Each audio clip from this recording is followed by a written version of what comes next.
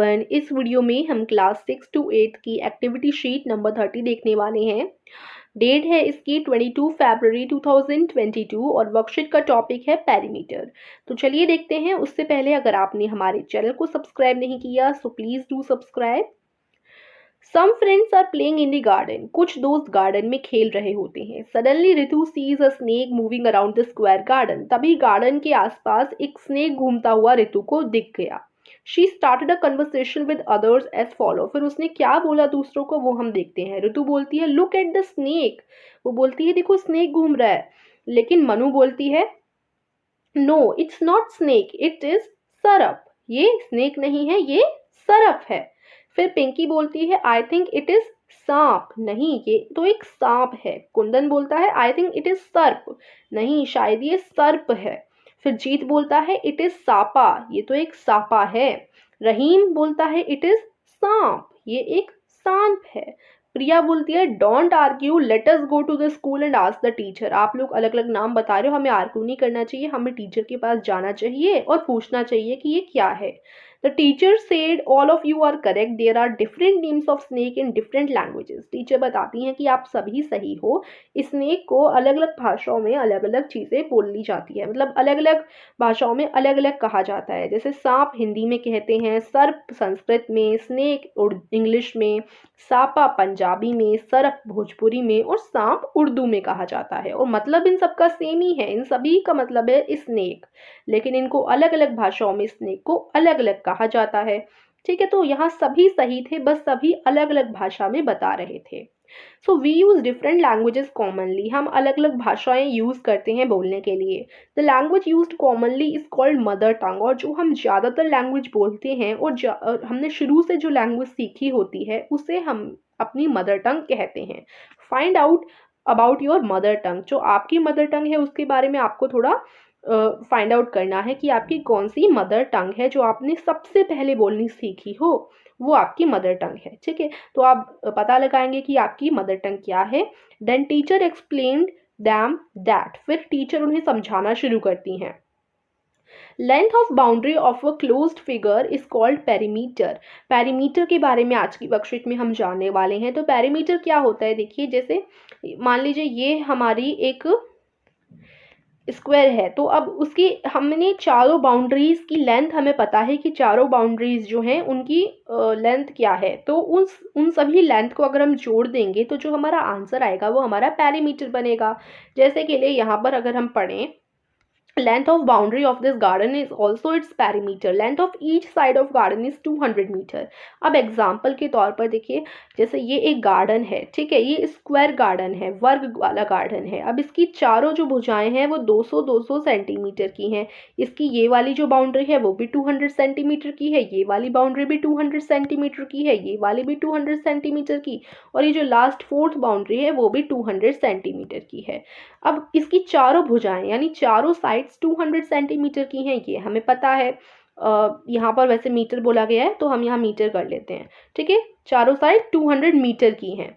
अब इन सभी को हम जोड़ देंगे, 200 200 200 और 200। इन सब को जोड़ने पर, चारों साइड्स को जोड़ने पर हमारा आंसर क्या आ जाएगा, 800 आ जाएगा। ठीक है, इसे जोड़ने पर हमारा आंसर आ जाएगा 800 मीटर। तो जो 800 मीटर हमारा आंसर आया चारों साइड्स जोड़ने पर, वो हमारा पेरीमीटर होगा। ठीक है, तो आई होप आप समझ गए होंगे पेरीमीटर किसको बोला जाता है। किसी भी फिगर की चारों साइड्स जोड़ने पर, ऐड करने पर जो हमारा आंसर आता है वो हमारा पेरीमीटर होता है उस शेप का। अब देखिए यहाँ पर द पेरीमीटर इज 800 मीटर। अब अगर गार्डन की चारों साइड 200 मीटर की थी, जो हमारा पेरीमीटर बना वो कितना बना, 800 मीटर बना। ठीक है, अब है measure the perimeter of this figures bye counting the lines along the boundary. Each square is 1 centimetre in length. तो अब यहाँ ये आपका क्वेश्चन नंबर 1 है, ये आपका क्वेश्चन नंबर 1 दिया गया है। इसमें आपको क्या करना है, पेरीमीटर निकालना है इन सभी शेप्स का। और यहाँ पर जो ईच स्क्वायर है वो 1 सेंटीमीटर का है। ठीक है, तो जैसे ये देखिए फर्स्ट फिगर है, ये फर्स्ट फिगर आपकी रहेगी। सबसे पहले आप अपनी कॉपी में क्वेश्चन लिख सकते हैं, उसके बाद ये फर्स्ट फिगर आप ड्रॉ करेंगे और इसका आंसर आप कैसे करोगे, देखिए इसका आंसर करने के लिए हम लोग काउंट करेंगे सबसे पहले सारी साइड्स। तो देखिए 1 ये दूसरा स्क्वायर और ये तीसरा स्क्वायर, इस साइड 3 स्क्वायर हैं, तो यानी ये वाली साइड 3 सेंटीमीटर की हो गई। इस साइड को हम गिनेंगे 1 2 3 4, ये 4 हैं इस साइड, है ना। तो ये वाली साइड कितने की हो गई, यहाँ 4 है ना, देखिए 1 2 3 4, 1 2 3 4, 4 स्क्वायर्स हैं, तो यानी ये वाली जो साइड है वो 4 सेंटीमीटर की है। ठीक है, अब इस वाली साइड को गिनिए 1 2 3, ये वाली साइड में 3 स्क्वायर हैं, यानी ये वाली साइड 3 सेंटीमीटर की है। ठीक है, अब 3 सेंटीमीटर इधर लिख लेते हैं। उसके बाद इधर गिनिए 1 2 3 4, इस साइड 4 स्क्वायर्स हैं, यानी ये वाली साइड 4 सेंटीमीटर की है। तो हमने चारों साइड्स निकाल ली। अब हम लोग क्या करेंगे, अब हम लोग इन सबको प्लस कर देंगे। तो आप आंसर कैसे करोगे, देखिए आंसर के लिए आप इन सबको प्लस करोगे, तो 4 सेंटीमीटर प्लस 3 सेंटीमीटर प्लस दोबारा से 4 सेंटीमीटर प्लस दोबारा से 3 सेंटीमीटर। तो हमने चारों साइड प्लस करी, और प्लस करने के बाद हमारा आंसर देखिए 4 और 4 8, 3 और 3 6, 8 और 6 कितने होते हैं जोड़ने पर 14। तो प्लस करने के बाद हमारा आंसर आ गया 14 सेंटीमीटर। तो हमने चारों साइड जोड़ ली और आंसर हमारा क्या आया 14 सेंटीमीटर। तो हमारा पेरीमीटर क्या रहेगा, पेरीमीटर हमारा रहेगा 14 सेंटीमीटर। क्या रहेगा 14 सेंटीमीटर। ठीक है, इस तरीके से आप आंसर नंबर 1 करेंगे। ठीक है, अब हम देखते हैं क्वेश्चन 2। इसमें फिगर नंबर 2 हमें देखना है। फिगर नंबर 2 एक रेक्टेंगल का है। अब इसकी हमें चारों साइड गिननी है। तो ये देखिए, अब इसकी हम साइड्स गिनते हैं। इस तरफ 2 स्क्वायर हैं, ठीक है, 1 और 2, तो ये वाली साइड 2 सेंटीमीटर की होगी। ठीक है, उसके बाद 1 2 3 4 5 6, इस साइड 6 स्क्वायर्स हैं, ये वाली साइड 6 सेंटीमीटर की होगी। 1 2, इस साइड 2 स्क्वायर्स हैं, तो ये वाली साइड 2 सेंटीमीटर की। एंड ये वाली साइड देखिए 1 2 3 4 5 6, इस साइड भी 6 स्क्वायर्स हैं, तो ये वाली साइड हमारी 6 सेंटीमीटर की होगी। अब हम इन सभी साइड्स को जोड़ लेते हैं, तो आंसर हमारा कैसे होगा, देखिए इन सभी साइड्स को जोड़ना है, तो 6 centimetre plus 2 centimetre plus 6 centimetre and plus 2 centimetre. ठीक है, इन्हें जोड़ने पर हमारा आंसर क्या आएगा, इन सबको जोड़ने पर हमारा आंसर हो जाएगा 6 और 6 12 होते हैं, 2 और 2 4 होते हैं, और 12 और 4 हमारे 16 होते हैं। तो इन सबको जोड़ने पर हमारा आंसर आ गया 16 सेंटीमीटर। ठीक है, तो पेरीमीटर क्या रहेगा, पेरीमीटर इन सबको जोड़ने पर क्या आंसर आया 16 सेंटीमीटर। तो पेरीमीटर भी क्या होगा 16 सेंटीमीटर होगा। ठीक है, तो इस तरीके से आप इसका आंसर करोगे। उसके बाद देखिए थर्ड फिगर क्या है, थर्ड फिगर एक स्क्वायर की है, ये रही। ठीक है, अब इसका आंसर हम लोग निकालते हैं।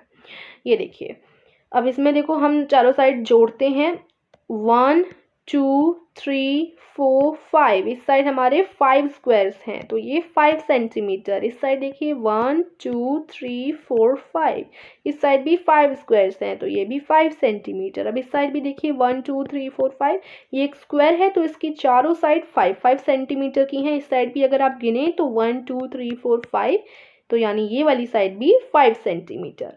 तो अब चारों साइड इसकी 5 सेंटीमीटर की हैं, तो 5 5 10, 10 प्लस 5 15, 15 प्लस 5 20, तो हमने पेरीमीटर निकाल लिया।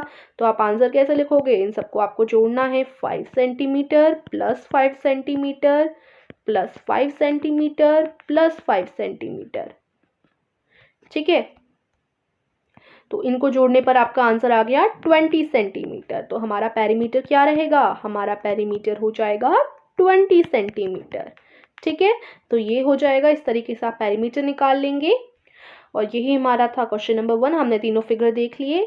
अब आगे है आपका एक game, let's play a game. इस गेम के लिए आपको एक डाई चाहिए, जिसको हम पासा बोलते हैं हिंदी में, सभी के पास होगा। और फिर आप क्या करेंगे, पेपर से टाइल्स बना लेंगे। पेपर से इस तरीके से आपको स्क्वायर बना लेने हैं। ठीक है, क्या बनाओगे, ऐसे छोटे छोटे स्क्वायर बना लोगे पेपर से। जैसे एक पेपर से ये स्क्वायर बना दिया, एक से ऐसा बना दिया, एक से, मतलब ऐसे आपको खुद से कई सारे स्क्वायर्स बना लेने हैं। अराउंड 30 आप स्क्वायर बना सकते हो। आपने 30 बनाए, आपका दोस्त भी 30 बनाएगा, और जितने भी लोग खेल रहे हैं सब अपने अपने अलग अलग स्क्वायर्स बनाएंगे पेपर से।